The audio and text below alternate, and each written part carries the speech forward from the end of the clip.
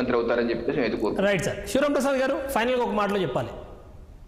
ఒకటండి, ఇందాక మన అజయ్ గారు చెప్పినట్టే అభివృద్ధి సంక్షేమం ఈ రెండు చూసుకుంటే ఇవాళ రాష్ట్రంలో జీడిపి పెరిగింది, జిఎస్టిపి పెరిగింది, పర్ క్యాపిటల్ ఇన్కమ్ పెరిగింది, అలాగే బ్యాంకు ఖాతాలు పెరిగినాయి, ఈపీఎస్ ఖాతాలు పెరిగినాయి. అంటే అభివృద్ధి ఈ రాష్ట్రంలో జరుగుతుంది.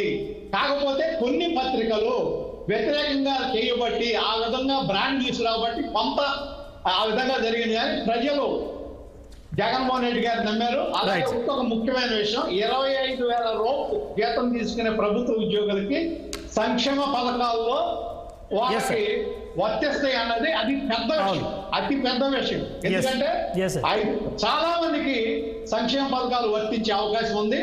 జగన్మోహన్ రెడ్డి గారు మోసం చేయట్ల ప్రజల్ని, ఏదైతే చేయగలమో అదే చెప్తున్నారు, అదే చేస్తున్నారు. ప్రజలు ఖచ్చితంగా జగన్మోహన్ రెడ్డి గారి విధానాలని నమ్ముతారు.